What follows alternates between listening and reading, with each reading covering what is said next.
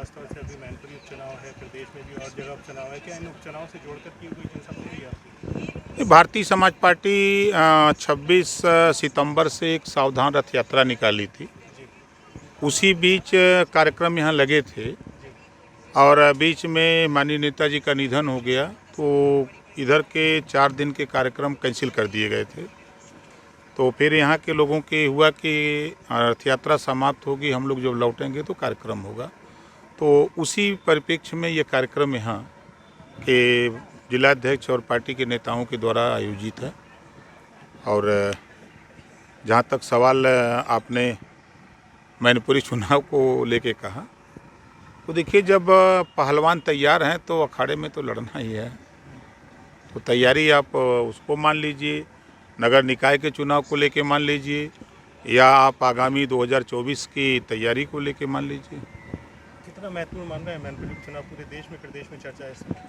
देखिए, एक बड़े नेता, देश के बड़े नेता का निधन हुआ है, तो वो सीट बहुत चर्चा में तो है ही, और तो महत्व तो है उस सीट का।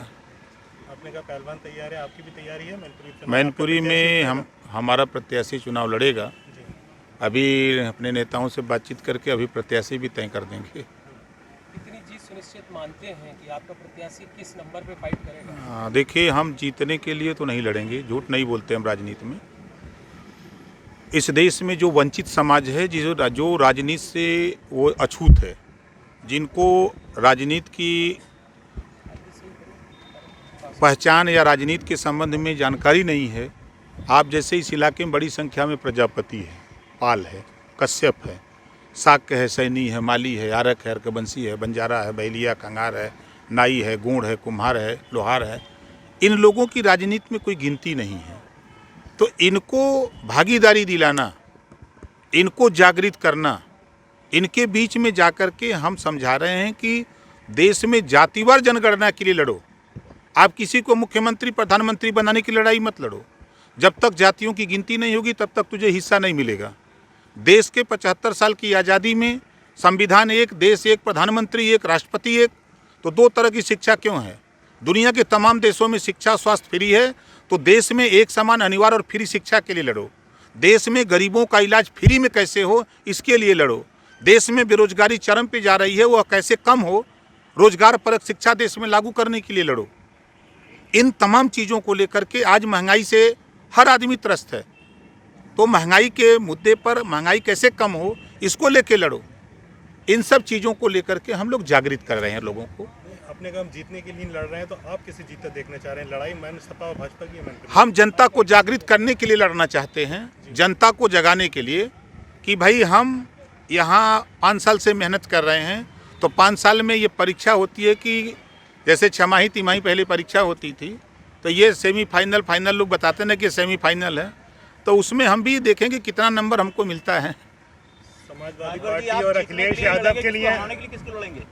ना हम किसी को हराने के लिए लड़ेंगे, हम अपने समाज को जो जगाए हैं उनको संगठित करके अपनी ताकत पहचानने के लिए लड़ेंगे। अभी समाजवादी पार्टी अखिलेश यादव के लिए बहुत महत्वपूर्ण चुनाव, नाक का चुनाव है, मैनपुरी उनकी विरासत की सीट रही है, क्या लग रहा है सपा बचा पाएगी अपनी सीट? विरासत तो आजमगढ़ चली गई, विरासत रामपुर चली गई, विरासत तमाम जगह चली जा रही है। पूरे देश की सत्ता विरासत की थी, चली गई।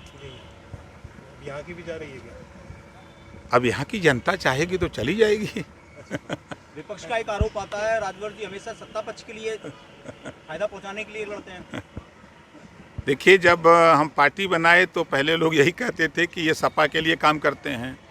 जब बसपा की सरकार बन जाती थी तो आरोप सपा का लगता था, फिर सपा की सरकार तो बसपा के आरोप, फिर दोनों की सरकार चली गई तो अब बीजेपी के लिए काम करते हैं।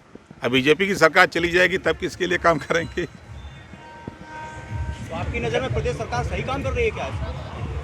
महंगाई चरम पे है, बेरोजगारी चरम पे है, तो स्वास्थ्य के संबंध में गरीब को फ्री इलाज मिले, गरीबों को निःशुल्क अनिवार्य फ्री शिक्षा मिले, ये चीज़ नहीं मिल रहा है तो हम कैसे मान लें?